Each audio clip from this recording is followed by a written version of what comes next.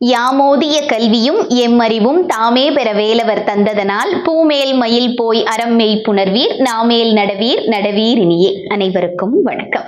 கந்தசஷ்டி பெருவிழாவின் 3ஆம் நாளான இன்னைக்கு அறுபடை வீடுகள்ல 3ஆம் படை வீடான திருவாவினன்குடி பழனி மலை இதை பத்தின நிறைய தகவல்களை நம்ம தெரிஞ்சுக்க போறோம். திருவாவினன்குடி அப்படின்னாலே சிறப்பு தானே.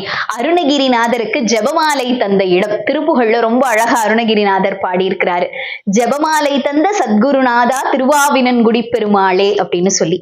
எப்பயுமே நம்ம பழனி மலைக்கு நேரா போகாம இடும்பன் கோயிலுக்கு போய் இடும்பனை தரிசிச்சுட்டு திருவாவினன்குடிக்கு குழந்தை வேலாயுத சுவாமியை வணங்கிய பிறகு அதுக்கப்புறமா மலை மேல ஏறி மேல தண்டாயுதபாணிய நம்ம வணங்குறது வழக்கம். அத்தனை சிறப்பு மிக்கது திருவாவினன்குடி. அதே மாதிரி பழனிக்கு என்ன ஒரு பெரும் சிறப்பு அப்படின்னா, பிற கோவில்கள்ல என்ன காவடிகள் எடுத்தாலும் பழனியில காவடிகளின் எண்ணிக்கை ரொம்ப அதிகம். அங்கதான் பால் காவடி, புஷ்ப காவடி, சர்ப்ப காவடி, எல்லா காவடிகளும் அங்க எடுக்கக்கூடிய வழக்கம் உண்டு. காவடிகளின் எண்ணிக்கையும் இன்னைக்கு வரைக்குமே அதிகமா இருக்கிறத நம்ம பார்த்துக்கிட்டே இருக்கோம்.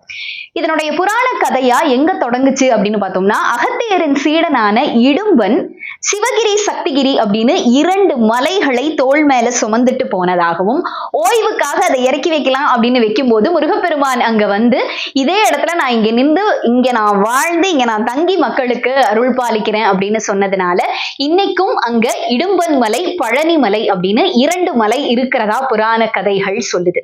அப்படியே நம்ம மேல பழனி மலைக்கு வந்தோம் அப்படின்னா தண்டாயுதபாணி மேல நம்மளுக்கு அருள் பாலிக்கிறார்.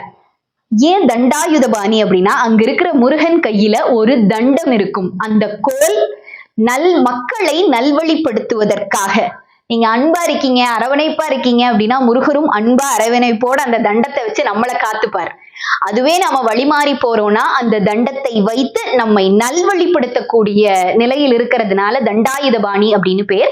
அது மட்டும் இல்லாம ஞான பண்டாரம் அப்படின்னு அங்க இருக்கிற முருகனுக்கு ஒரு பெயரும் இருக்கு. பண்டாரம்னா நம்ம என்ன சொல்லுவோம், எதுவுமே இல்லப்பா அடுத்த வேலை சாப்பாட்டுக்கு கூட வழி இல்லை அவங்களதான் பண்டாரம்னு சொல்லுவோம். ஆனா பண்டாரம் என்ற சொல்லுக்கு ஆழ்ந்த அர்த்தம் அப்படின்னு பார்த்தோம்னா, செல்வங்களை தனக்குள் அடக்கி வைத்திருப்பவன். அப்போ ஞான பண்டாரம் அப்படிங்கிறது அழிவில்லாத செல்வமாகிய ஞானத்தை தன்னகத்துள் வைத்திருப்பவன் பழனியில் காட்சியளிக்க கூடிய முருகப்பெருமான்.